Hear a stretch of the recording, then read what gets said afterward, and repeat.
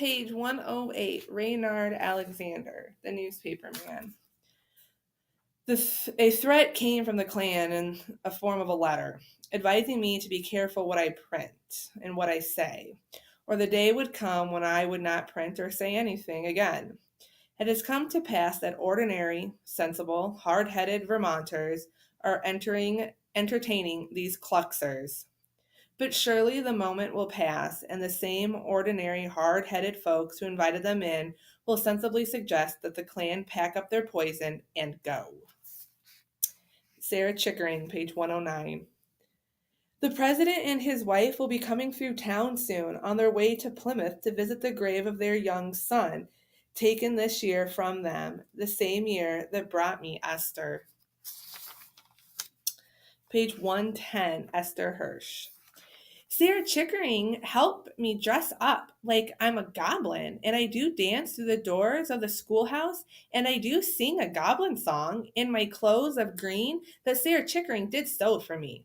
Lenora Sutter did dress like a gypsy, and she had sittings by a cauldron where she did stir the air with a big shovel, and she did tell the fortunes of the bob-haired chatterbox girls. And now they do not have fearings of old maids, because Lenora did tell them it would not be so. The room did have streamers of black and orange, and owls and black cats and witches on their brooms had flyings up the walls. We did eat a carrot cake and cheese sandwiches, and we did drink pots and pots of cocoa. And I don't ever remember having so much fun.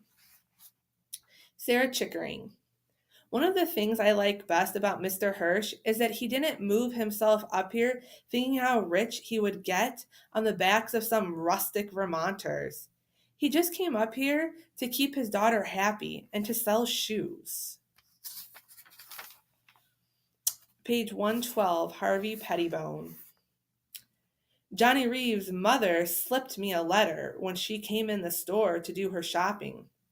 I think Johnny's in trouble, she wrote. I caught him with a schoolgirl, she wrote.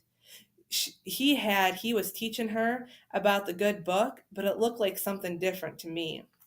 He's a good son, she wrote, but he's been awful quick to anger lately. I know how important that Klan is to my Johnny, she wrote. Maybe you men could see to helping him, lost lamb that he is. Maybe you could lead him back to God's pasture. Harvey Pettibone. We threw Johnny Reeves out of the Klan. Imagine a grown man, a preacher, forcing himself on a child. Harvey and Viola Pettibone. Viola says, "What are you looking at, Harv?" Harvey turns from the mirror to look at Viola. "Would you say my head is small?" Viola looks at the enormous locust stump of a head on Harvey's shoulders. "Yes, Harv, your head is small." Harvey grins. "It doesn't matter," he says. "Small heads can have as many brains as the big heads. I happen to know I have a very well-filled head." Viola smiles and says, "Harvey, that sounds like the reasoning of a man with a very small head." All right, page 115, Merlin Van Tornout. Remember, he's an 18-year-old boy. Meeting of the Klan, and every man standing, demanding those coloreds, the Sutters, get out of town, and the Hirsches, worse for the Hirsches, who stained a pure Christian woman by mixing their Jew selves up with her. But the shoeman and his kid, they're just living there. In private, Harvey Pettibone handed me rat poison from a store, poured in the Sutter's well, he said. "But it'll kill them." "No," he said, though, "it will make them pretty sick." And he didn't look too happy about any of it. But he exalted Cyclops was looking on, so Harvey pushed the poison on me. That's when the roar started inside my head. Johnny Reeves. There's only one way to redeem myself with my Klan brothers. Only one way to redeem myself with God. Esther Hirsch.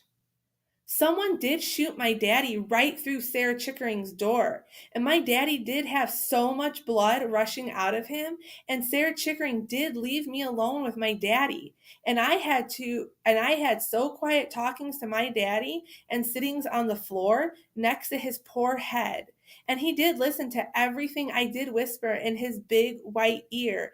And he had bad kinds of breathings. And all the blood kept rushing out of my daddy. And the bullet went clink in the water pail.